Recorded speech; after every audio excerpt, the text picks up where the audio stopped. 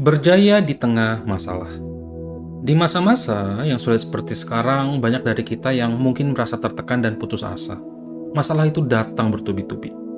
Dan tahu gak saudara bahwa iblis itu sangat cerdik. Ia tahu persis di mana titik lemah kita. Nah, di zaman modern ini, titik lemah itu seringkali ada pada harga diri kita yang berkaitan dengan materi. Banyak orang merasa hancur bukan hanya karena mereka tidak punya uang, tapi karena mereka merasa gagal. Rasanya berat sekali saat kita kehilangan pekerjaan, sementara teman-teman di sekitar kita terlihat berhasil. Hutang menumpuk, penagih hutang terus menelepon, dan perlahan-lahan rasa percaya diri kita terkikis. Kita mulai merasa menjadi orang gagal. Mengapa kita begitu putus asa?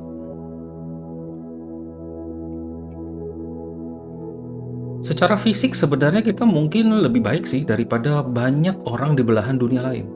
Tapi kenapa rasa putus asa itu begitu nyata? Jawabannya itu sederhana. Karena kita sering membandingkan diri dengan orang di sekitar kita. Kita mengatur standar kebahagiaan kita berdasarkan apa yang orang lain miliki. Bahkan sebagai orang Kristen, kita sering juga punya pemikiran yang keliru. Kita berpikir bahwa kalau kita dekat dengan Tuhan, hidup kita harus selalu mulus. Kita takut kalau punya masalah, orang lain akan menganggap kita kurang rohani. Padahal Yakobus 1 ayat 2 berkata, "Saudara-saudaraku, anggaplah sebagai suatu kebahagiaan apabila kamu jatuh ke dalam berbagai-bagai pencobaan." Yakobus tidak bilang kalau kita jatuh, tetapi apabila kita jatuh.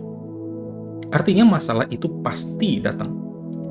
Bedanya masalah yang dimaksud Yakobus adalah ujian karena kita setia kepada Tuhan. Tapi jujur aja, banyak masalah kita hari ini tuh muncul karena kita melanggar prinsip firman Tuhan, melanggar hukum Tuhan. Terutama waktu kita bicara keuangan. Kita memuja kesuksesan materi sebagai bukti penyertaan Tuhan. Akibatnya saat keuangan kita goyah, kita merasa iman kita gagal.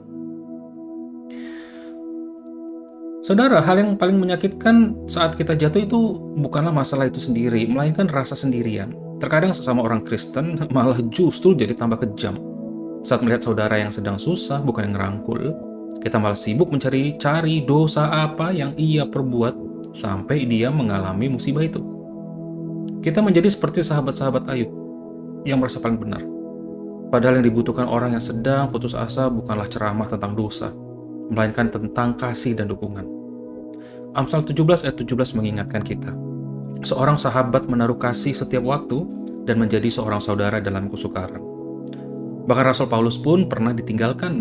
Dalam 2 Timotius 4 ayat 16, dia menulis, "Pada waktu pembelaanku yang pertama tidak ada seorang pun yang membantu aku, semuanya meninggalkan aku." Jika seorang rasul besar saja bisa merasa kesepian dan putus asa, apalagi kita. Jangan biarkan saudara kita menjauh dari Tuhan hanya karena kita gagal menunjukkan kasih sayang. Seperti yang tertulis dalam Ayub 6 ayat 14, siapa menahan kasih sayang terhadap sesamanya mengabaikan takut akan Yang Maha Kuasa. Seringkali keputusan kita lahir dari ekspektasi yang tidak masuk akal. Kita berharap pendeta kita harus sempurna, tidak boleh punya masalah keluarga, atau tidak boleh stres. Padahal mereka juga manusia. 2 Korintus 1 ayat 8. Paulus menuliskan, "Sebab kami mau saudara-saudara supaya kamu tahu akan penderitaan yang kami alami. Beban yang ditanggungkan atas kami begitu besar dan begitu berat sehingga kami telah putus asa juga akan hidup kami." Bayangkan, Paulus saja pun pernah putus asa akan hidupnya. Jadi jangan merasa aneh jika kita merasa lelah hari ini, merasa putus asa. Hal yang sama terjadi pada cara kita memandang anak-anak kita. Karena kita ingin anak kita menjadi piala bagi pencapaian kita. Kalau mereka berhasil, kita merasa bangga karena kita udah didik mereka secara Kristen. Kalau mereka bisa rajin ke gereja, kita bangga karena kita menganggap diri kita menjadi orang tua yang baik, membawa kita kepada Tuhan. Tapi kalau mereka gagal, kita merasa hancur. Kita harus sadar bahwa setiap orang punya hak untuk memilih jalannya sendiri di hadapan Tuhan. Tugas kita adalah membimbing, bukan menjadikan mereka beban bagi ego kita. Saya teringat sebuah cerita tentang seorang konselor keuangan yang anaknya justru mengalami masalah keuangan di kampus. Bayangkan, rasanya memalukan bukan? Nah, tapi disitulah Tuhan mengajar kita bahwa kita semua masih berproses. Kita belum sampai garis finish. Siapa Tuhan kita yang sebenarnya? Masalah keuangan adalah ujian paling nyata bagi iman kita. Saat kita tak punya apa-apa untuk diberikan, disitulah kualitas penata layanan kita diuji. Apakah iman kita sebanding dengan isi dompet kita? Matius 6 ayat 24, Yesus memberikan peringatan keras. Tak seorang pun dapat mengabdi kepada dua tuan, karena jika demikian, ia akan membenci yang seorang dan mengasihi yang lain. Kamu tidak dapat mengabdi kepada Allah dan kepada Mammon. Tuhan seringkali mengizinkan krisis keuangan terjadi bukan untuk menghancurkan kita, tapi untuk memberi kita kesempatan memilih. Siapa yang sebenarnya kita sembah? Allah atau uang? Saat masalah datang, jangan buru-buru mencari jalan keluar yang instan.